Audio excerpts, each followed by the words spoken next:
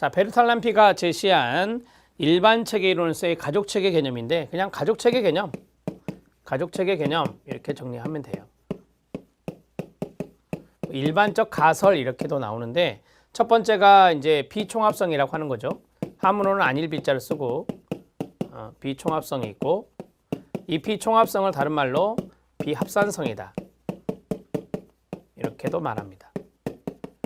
그 다음에 가족 규칙에 의해서 가족은 움직이고 있다 라고 하는 거고요. 그 다음에 가족에는 경계가 있다 라고 하는 거고요. 의사소통과 상호작용이 바로 이제 개방체계상에서 이루어지는 것이죠. 개방체계상에서 그 다음에 의사소통과 환류가 이루어진다. 피드백이 됩니다. 자, 그 다음에 순환적 인과성이 있었죠. 순환적 인과성. 자, 그 다음에 항상성이 있었습니다. 그 다음에 혼론이 있었죠. 혼론.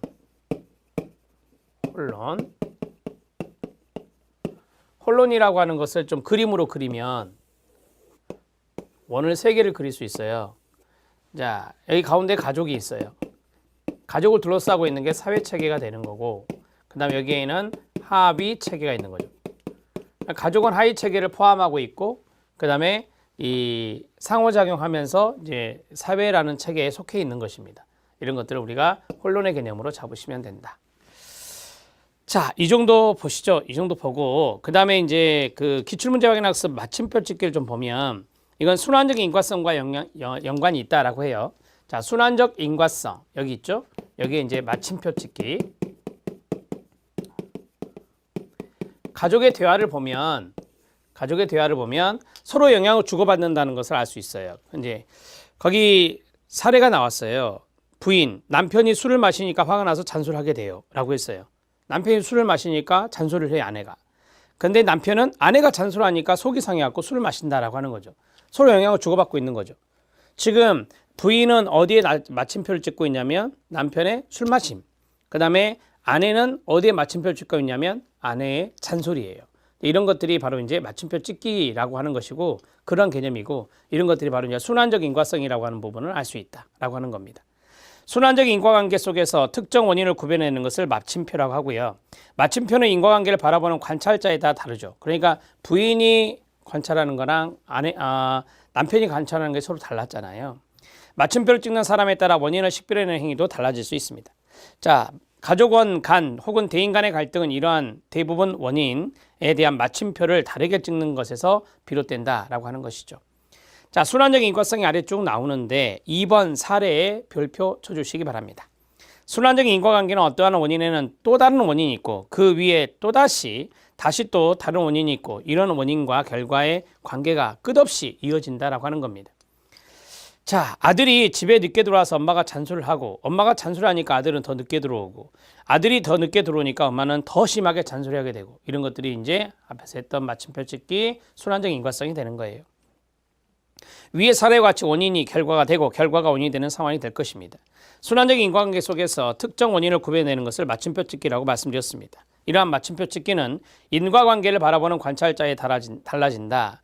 위에 의해서 아들의 입장에서는 엄마가 잔소리하니까 나는 집에 늦게 간다. 마침표 찍히는 거고 그 다음에 엄마의 입장에서는 아들이 늦게 오니까 나는 잔소리한다고 이게 마침표를 찍게 되는 것입니다. 만약 아들이 옳은가 엄마가 옳은가에 초점을 둔다면 문제는 해결되지 않을 것입니다. 가족원 간의 상호작용이 지속되고 있음에 지속해서 우리가 이제 그래서 가족은 전체가 이제 치료 상담 대상이 되는 거예요. 체계를 이제 우리가 생각해야 되는 거니까 문제를 전체적으로 조망하고 해결점을 찾아야 돼요. 전체적 조망에 가로치세요. 체계를 봐야 된다는 겁니다. 자, 기출문제 확인학습 두 번째를 보면 별표 가족체계론적 시각에 대한 설명이 있습니다. 부적 피드백이 있어요. 네, 네거티브 피드백이라고 하는 것은 되게 이제 그 바람직하지 못한 것이 안정적으로 이제 바람직한 것으로 이제 변화되는 것을 의미해서 가족 체계가 안정지향적으로 작동하는 것이다. 안정지향적으로 작동 거기에 밑줄 치면 돼요. 부적 피드백은 안정지향적 뒤에 나올 겁니다. 가족원 간의 디지털 의사소통 방식은 디지털의 동그라미 언어적 의사소통을 말하는 것입니다. 디지털 의사소통 양식을 언어적 의사소통이라구나 이렇게 보시면 되고요. 그 다음에 가족 체계에서는 부적 피드백이 끊어요. 정적 피드백보다 더 바람직하다. 되게 이제 부적 피드백이나 정적 피드백 어떤 게 바람직하냐 이런 것들을 좀 논하기는 어렵다라는 문구가 있는 책 내용도 있는데 이제 두 가지를 굳이 비교하자면 우리가 이제 정적 피드백하고 부적 피드백 봤을 때 부적 피드백이 좀 더 바람직하다라고 하는 거예요.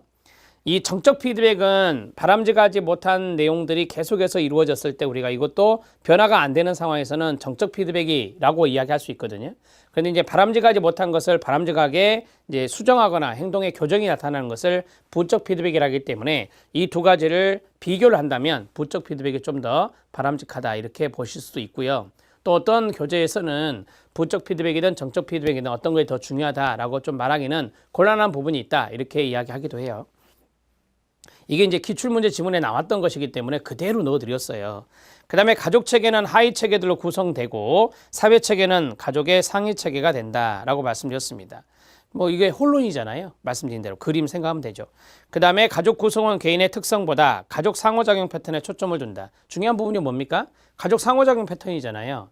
앞에서 마침표 찍기 했잖아요. 그러면은 그 상호작용 패턴에 초점을 두려면 아들과 엄마가 같이 동시에 상담 치료를 받아야 돼요. 이렇게 정리하시면 되겠습니다. 자, 여기 기출문제 확인했으면 그대로 그 지문대로 이해를 해두시면 좋을 것 같고요. 그 다음에 밑에 체계로서의 가족을 보면 일반 체계론적 관점에서 가족은 각 부부는 어느 일정 기간 어느 정도 안정된 방법으로 다른 성원들과 관계를 맺으며 환경을 포함하여 부분들의 합의, 직접, 간접적으로 상호작용하는 역동체계라고 말할 수 있습니다. 자, 여기서 중요한 건 뭐냐면 역동적으로 상호작용하는 체계다 이렇게 생각하십시오. 자, 하위 체계입니다. 각 체계는 특수한 기능을 갖는 하위 체계 또는 하부 구조로 나누어지는데 하위 체계 각각이 모여 큰 체계를 구성하기도 하고 그 자체가 하나의 완전한 체계가 될 수도 있습니다. 우리가 이제 가계도를 하나 그리면 가계도에서 아들과 딸이 있어요. 이렇게 아들과 딸 친생자가 있는데 제가 이제 파란색으로 하면 자, 여기가 뭐죠? 네, 부부 하위 체계라고 하고 여기를 뭐라 하죠? 부모 자녀 하위 체계라고 하고 여기를 뭐라 하죠? 형제 자매 하위 체계라고 해요. 가족 여기 4인 가족에는 하위 체계가 3가지가 있다. 이렇게 보시면 돼요. 자, 그다음에 전체성입니다. 별표. 전 체계는 각각 분리된 부분들의 합을 포함할 뿐만 아니라 각 부분 간의 상호작용도 포함하기 때문에 끊어요. 전체 체계는 단순히 부분의 합으로 이루어진 것 이상, 동그라미 이상을 포함한다라고 해요. 이걸 굳이 부등으로 쓴다면 전체가 있고 그 다음에 부분의 합이 있다. 하위 체계 합이라고 해도 되고요. 이게 크다는 거예요. 앞에서 말씀드렸다시피 이걸 뭐라 했죠? 네, 비총합성이라고 말씀드렸잖아요. 2번 모든 가족원들의 상호관계가 모여서 전체를 이루는 가족이라는 체계는 끊어요. 가족원 간에 일어나는 상호작용을 합한 것보다 크며 이를 비총합성이라 한다. 비총합성만 현관펜 밑줄. 자, 동일 목적성이 있습니다. 동일 목적성에 별표 치시면 됩니다. 영어로 보면 equifinality예요. 끝이 같다라고 하는 거예요. 그러니까 처음에는 달라요. 처음에는 예를 들어서 내가 동그라미를 치고 그다음에 사각형을 썼어요. 처음에는 다르잖아요. 처음엔 다른데 자, 나중에 이제 시간이 흘러서 이게 이제 같아진다라고 하는 거예요. 뭐 예를 들어서 뭐 세모를 칩시다. 그러니까 처음에는 달랐지만 나중에는 하나로 같아졌다. 이게 이제 동일 목적성이다. 이렇게 말할 수 있어요. 동일 목적성, 동일 결과성이라고 해요. 동일 목적성만 쓰겠습니다. 자, 체계 내에서 일어나는 상호작용의 결과는 항상 같다. 거기 가로 묶어요. 항상 같다는 것을 의미하는데 그렇기 때문에 시작이 되는 초기 조건에 구애받지 않고 문제의 기운이 무엇이든지 끊어요. 체계 내에서 변화가 이루어진다면 어떠한 문제도 제거될 수 있다는 신념을 뒷받침해 주는 겁니다. 처음에 달랐다. 그래서 문제가 좀 있었다라고 하는 거죠. 그러나 나중에는 변화가 이루어져서 동일 목적성이 이루어진다라고 하는 것입니다. 자, 항상성이 있습니다. 별표. 항상성은 체계 스스로가 역동적인 평형을 이루려는 성질을 말하는데 역동적 평형 거기에 가로 묶어주세요. 역동적인 균형 상태라고도 하는데 이런 것들을 우리가 항상성이라고 해요. 가족이란 체계가 유지되는 속성을 설명하는데 체계는 어느 일정 기간 어느 정도의 안정된 방법으로 다른 성원들과 관계를 맺으려 하기 때문에 변화를 거부하고 익숙함에 안주하려는 경향이 있습니다. 다시 말하면 변화를 가져오는 것이 체계가 지니는 고통을 줄인다고 하더라도 변화에 직면해서 체계가 위협을 당하는 상황에 부딪히면 항상성 기제가 활성화돼서 이미 익숙한 역기능적 유형에 안주하려고 하는 것입니다. 가부장적 구조로서 한 20년 동안 쭉 지탱해 왔어요. 근데 문제가 발생했어요. 그러면은 그런 가부장적 구조의 문제를 해결하기 위해서는 예전에 있던 것이 좀 깨져야 되는데 그렇지 않고 가족이 계속해서 뭐 20년 동안 쭉 유지되었던 역기능적인 가부장적 구조를 유지하려고 한다 이 말이죠. 그게 이제 항상성이다 이렇게 말할 수 있어요. 네 번째, 가족 항상성을 유지하는 것이 모든 가족원에게 최선의 이익만을 제공하지 않을 경우에 사례가 됩니다. 그러니까 뭐 이런 거죠. 이제 금방 말씀드렸던 사례 이런 것들이 이제 항상성을 유지해버리면 안 되잖아요. 치료가 돼야 되는데 부모가 싸울 때마다 자녀가 증상 행동을 보인다면 그 증상은 부모가 한마음으로 일치되어 자녀에게 관심을 가짐으로써 싸움을 중단시키는 수단이 될 수 있습니다. 자녀 증상 행동은 부모의 싸움으로부터 가족 평형을 지켜주는 기능을 하게 되는 겁니다. 가족 내 상호작용 유형, 부부싸움이 문제행동, 증상행동을 유지하도록 하는 것이죠. 이런 것들이 이제 우리가 보통 말하는 부정적 항상성이라고 해요. 항상성이 두 가지가 있어요. 긍정적 항상성과 부정적 항상성이 있는데 여기 있는 4번의 사례는 부정적 항상성이 되는 거예요. 그런 걸 좀 써놓으시면 돼요. 피드백입니다. 피드백은 우리가 활류라고 하죠. 활류. 고리완자에 후를 유자를 써서 피드백은 체계의 부분들 사이에 일어나는 상호작용을 뜻하는 것으로 끌어주세요.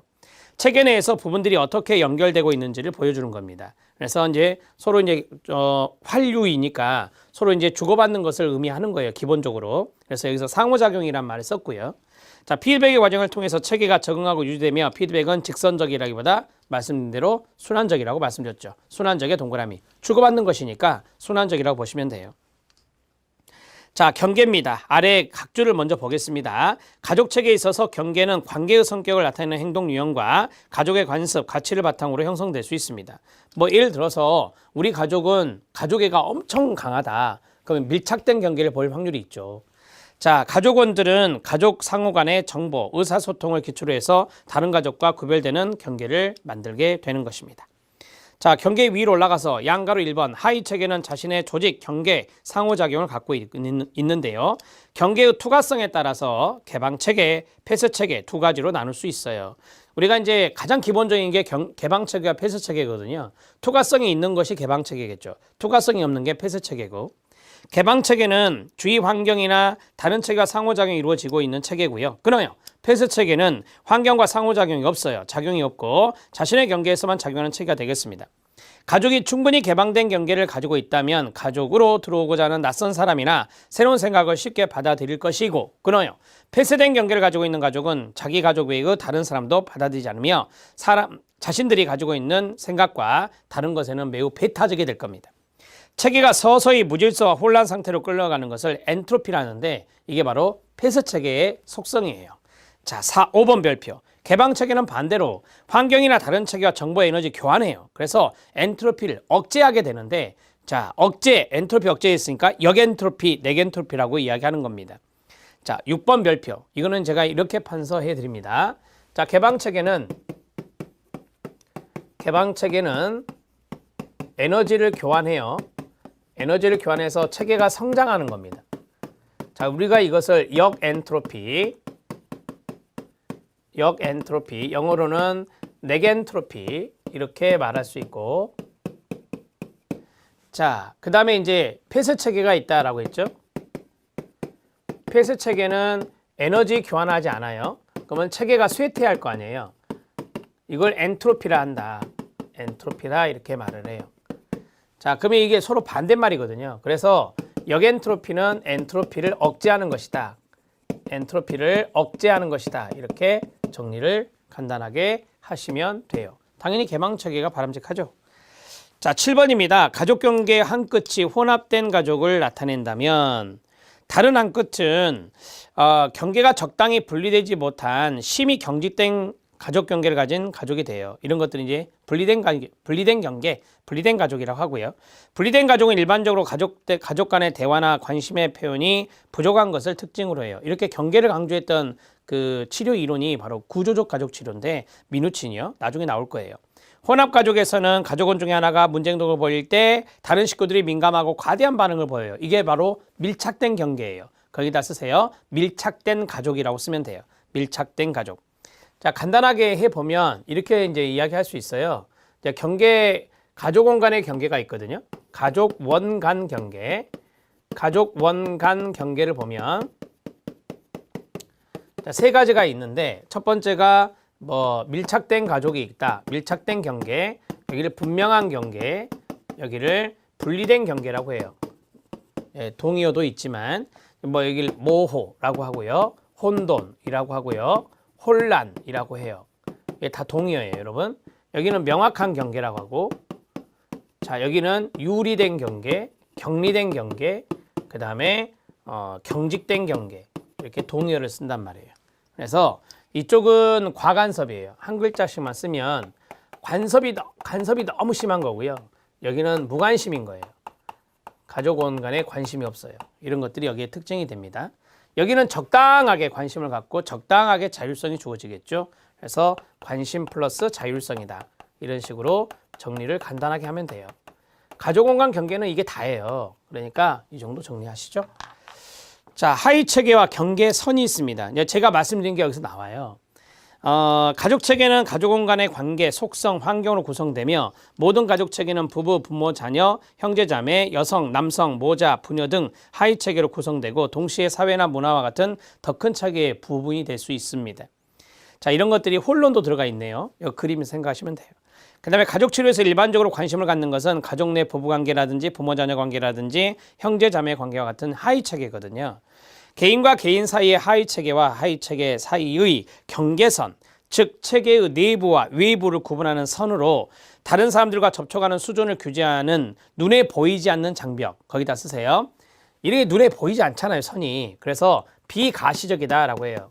비가시적이다, 이렇게 정리할 수 있어요. 눈에 보이지 않는 장벽, 그게 이제 비가시적이다, 이렇게 정리할 수 있어요.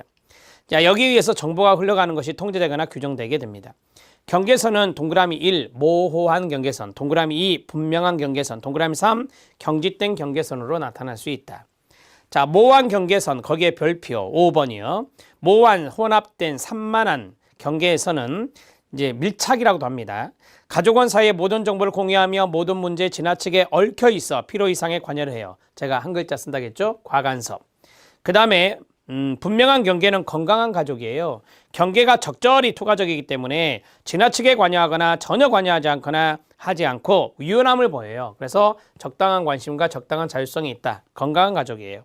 7번 별표. 경직, 분리, 유리된 경계에서는 가족원 사이의 생각이나 감정, 정보 등을 전혀 나눠 갖지 않으며 폐쇄적이에요. 경직된 경계를 가진 가족은 지역사회, 이웃, 직장, 친척, 친구 등과의 관계에서 정보 교환이나 상호작용이 매우 제한적이에요. 그래서 관심이 없는 거예요. 무관심이다. 이렇게 정리할 수 있습니다. 가족 규칙 들어갑니다.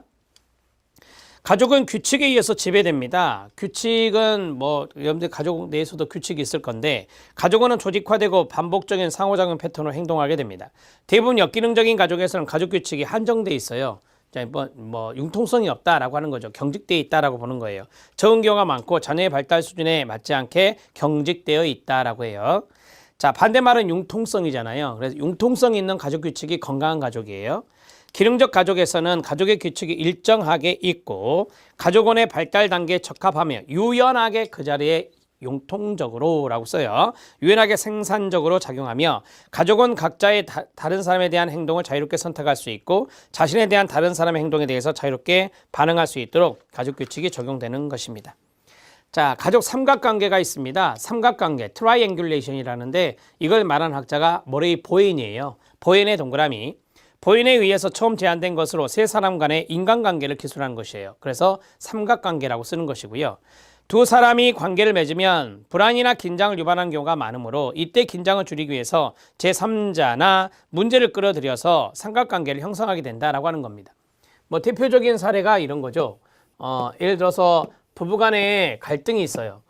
부부간에 갈등이 있는데 아들이 한 명 있는데 자, 여기 있는 엄마가 아들과 정서적으로 융합관계를 보이는 거예요. 그리고 여기 있는 아버지와 아들은 소원한 관계 내지는 갈등 관계를 보이게 됐을 때 우리가 이것을 전형적인 삼각관계다 이렇게 말하고 자, 여기서 제3자가 누구냐? 아들이 돼요. 제3자가 아들이 돼요. 그러면 여기에 대한 문제점을 해결하기 위해서는 삼각관계를 풀어야 되잖아요. 제3자를 분리를 시켜야 되는데 그걸 우리가 탈삼각하라고 해요. 자, 이제 사례를 한번 보실래요? 아버지와 어머니, 자녀 세 사람으로 이루어진 삼각관계 또는 시어머니와 남편, 며느리로 된 삼각관계. 가정을 돌보지 않고 외도하는 남편의 부인이 자녀들과 생존하기 위해 자녀들과 결속을 하려고 하는 거, 이런 것들이 바로 이제 삼각관계에 해당될 수 있다라고 보시면 되고요. 일반적으로 병리적이고 역기능적인 삼각관계는 대부분 세대가 다른 사람들 간에 형성이 되고요. 자신의 연합 사실을 인정하지 않고 부정하며 정형화되어 있는 것이